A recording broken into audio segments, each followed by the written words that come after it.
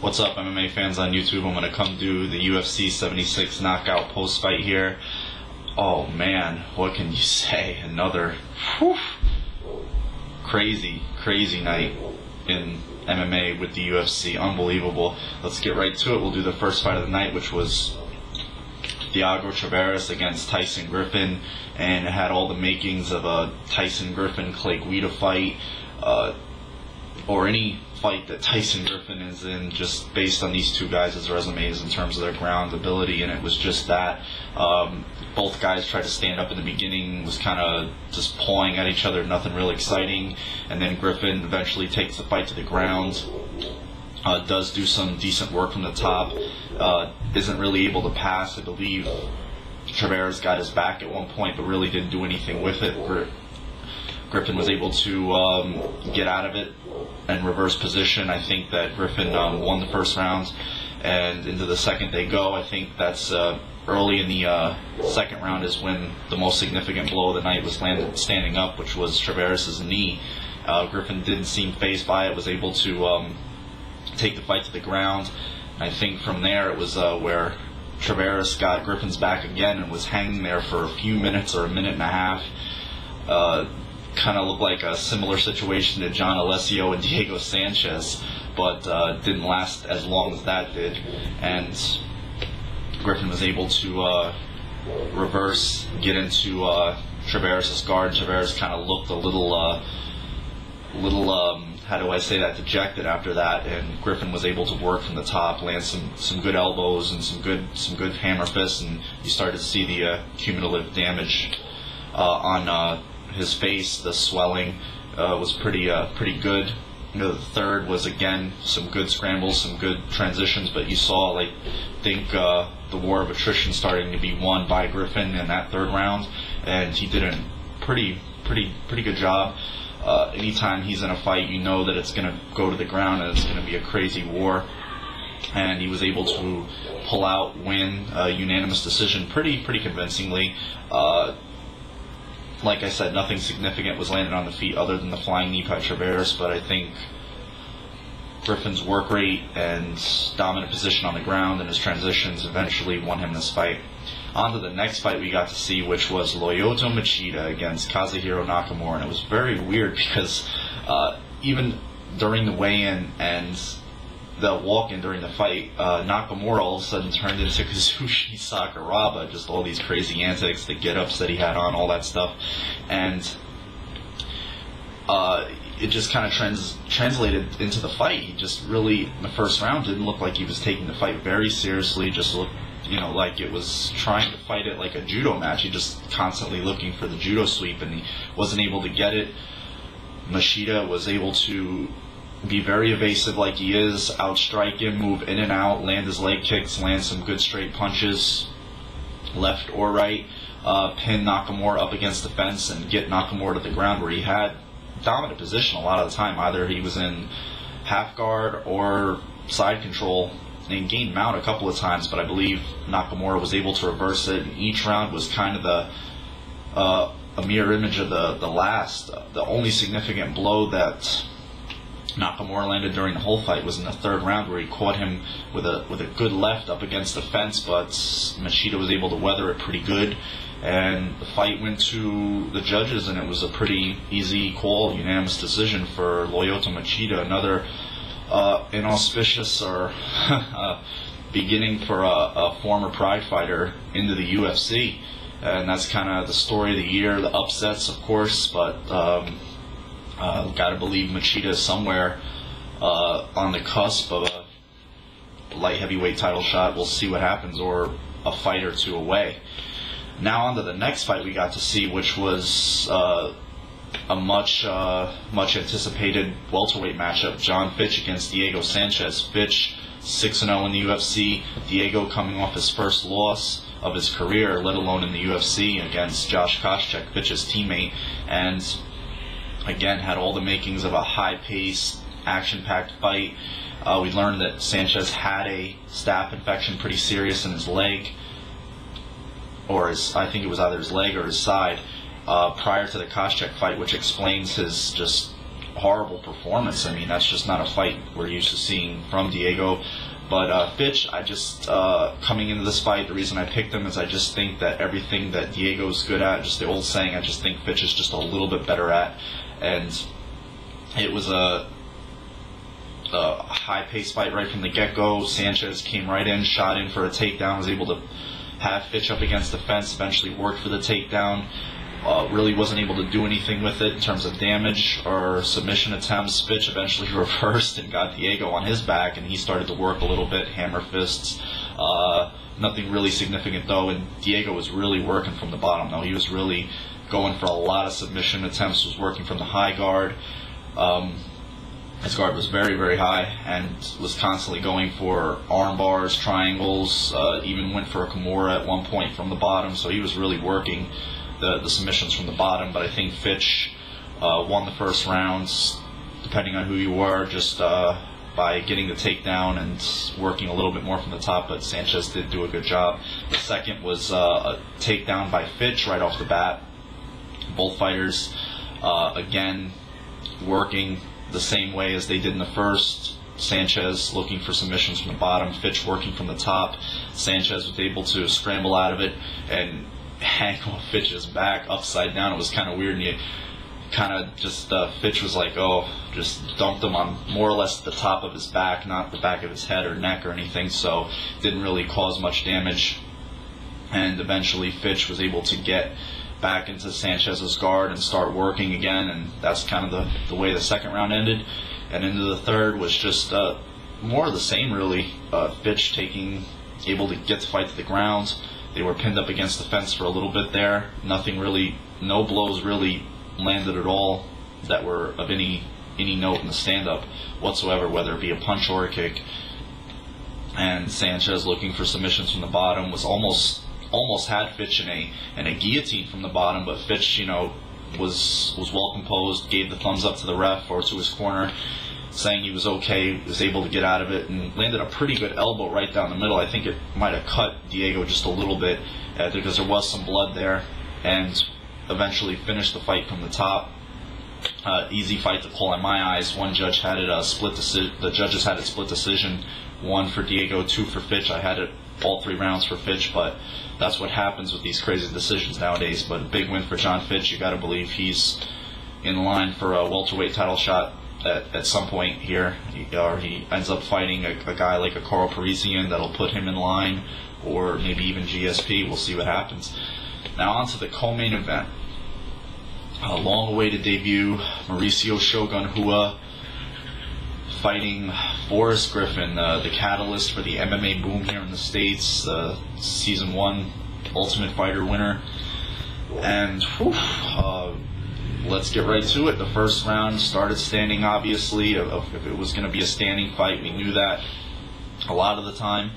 And both fighters looking for leg kicks, some good punches landed by both guys. Of course, Forrest, it just seems to swell pretty quick during the fight, and he did just that in the first fight. You could already see his face starting to show the brunt of some of the punches, but nothing really major. It was kind of a weird first round. He didn't really know who to give it to. Shogun shot in, looked for a takedown quite a bit during this fight, was able to get Griffin down some of the time, but Griffin was able to reverse position and have Shogun in the turtle position, and he was rolling out of it quite a bit, looking for something from the bottom or doing up kicks. Got back to his feet, and again looking for a takedown, was able to take Griffin down, but Griffin was working a pretty strong guard, really didn't give up much in the way of dominant position, so it was kind of a split first round. You really didn't know who to give it to. On to the second,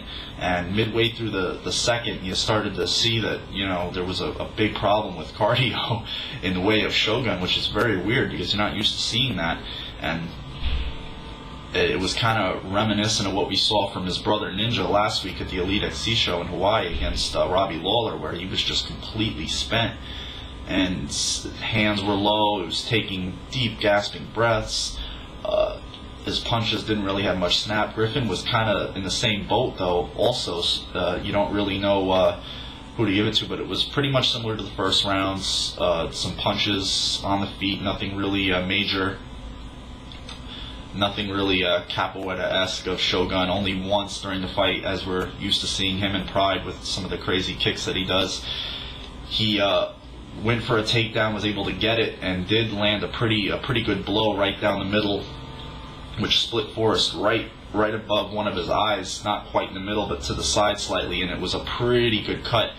And I was surprised because you didn't really see the cut, but everywhere Forrest went, because they were in such close quarters, you couldn't see it, but it was just splattering of blood everywhere. I was surprised they didn't stop the fight to check the cut. And then when you got to the corner going into the third, you saw it was a pretty significant gash. But the way the second round ended, with Forrest having Shogun again in that turtle position, he was just hitting the hammer fists and the shots to the side of the head, had one of Shogun's arms pinned, could have gave that second round to Forrest. So it's a very, very close fight going into the third. And in the third, you see again the cardio issue really start to play a factor. Shogun shoots in for a takedown, isn't able to get it. Griffin is able to get dominant position, have Shogun again face down in that position on the mat, landing the punches, gains Shogun's back, and tries to go for a rear naked, doesn't get it the first time, lands a few shots, side of the head again, then he sinks it in. Ref steps in, stops the fight. I didn't see the tap initially, but on the replay you saw Shogun tap pretty quickly to that guillotine, which just tells the tale that he was completely gassed. Unbelievable performance by Griffin. Showed a lot of heart, but a horrible performance for Shogun. Wow, you just not used to seeing that kind of performance. You're used to seeing a high-paced, push in-your-face fight from Shogun, and it just very strange, and it seems to be happening a lot to the guys that come over from Pride. I just don't think. I believe it or not, I just think it's the cage and the fact that they're surrounded, as opposed to being in a ring where they feel it's a more rhythmic atmosphere for them. I don't understand the lack of production in the cage by the Pride fighters, but I definitely think they need to start, if this is the main venue now for the sport, they need to start training a lot more in cages and just getting used to the rules. And I really think the same would happen to some UFC guys if they were to go fight in a ring. I think Matt Hughes would have issues in a ring. I think Randy Couture would have some issues in a ring because they're not able to use the cage tactics. And those are two of the main fighters that really do use the cage to their advantage, and they are pretty big name and highly productive fighters for the UFC. So I think it works hand in hand. But nevertheless, a huge win for Forrest. You got to believe now he's a top 10 light heavyweight, somewhere in that light heavyweight title picture. And now you're thinking to yourself, wow, this is one of those crazy nights again. Now on to the main event. The Dean of Mean, Keith Jardine, against Chuck the Iceman Liddell. Both coming off losses, both back at UFC 71. Both by knockout, so it was kind of karma that they meet to who's has to go, in terms of getting off the snide and getting back on the winning way. This fight seems on paper tailor-made for Chuck Liddell, just to go in there and obliterate Jardine just on experience and style alone. But this is why they fight the fights, like they say, or why they play the game. Into the fight they go. First round, you see Jardine with that very weird style he has with his hands and his stance, lands a pretty good leg kick right away. Liddell looks to be landing that big punch like he likes to land, the right, just kind of cocking it, waiting. You feel like at any moment it's going to land, just the way Jardine is standing, but he's able to weather a lot of what Chuck throws at him, and eventually ladder.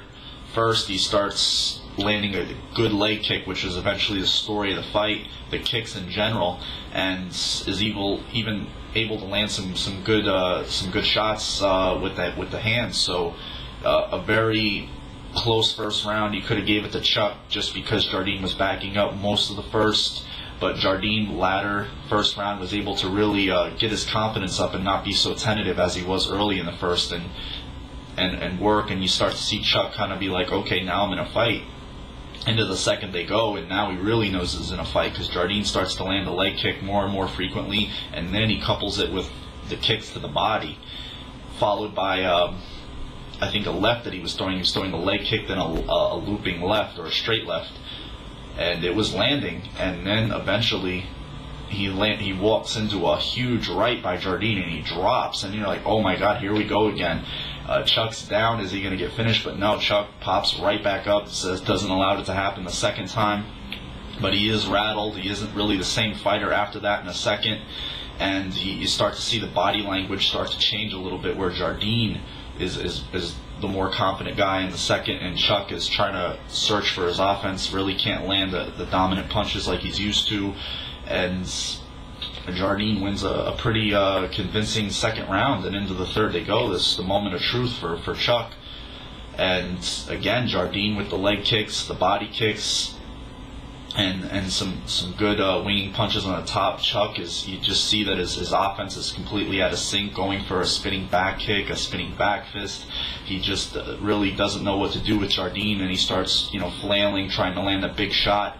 Doesn't really happen for him, and this fight goes to a decision, and you're kind of wondering, is Chuck going to get the decision just because he is who he is, or are they going to rob Jardine because he won? I believe he won the fight, and sure enough, the right call was made. Keith Jardine wins a split decision against Chuck Liddell, and what can you say? I mean, I think two things come of this fight now, with Forrest Griffin winning, Jardine winning. Now the most obvious fight there is for a title contender at light heavyweight now is Jardine versus Forrest Griffin. Griffin lost to Jardine. Jardine loses to Houston Alexander. They both vindicate themselves last night. Now you got to believe they get back in the octagon sometime in the future, and eventually the winner of that fight gets a shot at Rampage. And also the Vanderlei Silva Liddell fight just doesn't seem destined to happen. It really doesn't. As far as Dana promising it to us last year, didn't go down. All Chuck has to do now is beat Keith Jardine. Vanderlei Silva's there. He's signed. There's just no pin-ups to keep the fight from happening. He just doesn't get it done. I mean, who are they going to put in front of Vanderlei now? Machida? Who knows? Houston Alexander? It could be anybody. We'll see what happens, but a lot of fallout, I'm sure, is going to come of this card. I can't wait to hear what you guys' thoughts and predictions are for the future, and your thoughts on the card. Thanks for watching. I really appreciate all the views. I hope you enjoyed the segment, and you guys have a good rest of the weekend, and I can't wait to read all your guys' comments. It's going to be crazy. But until then, you guys take care.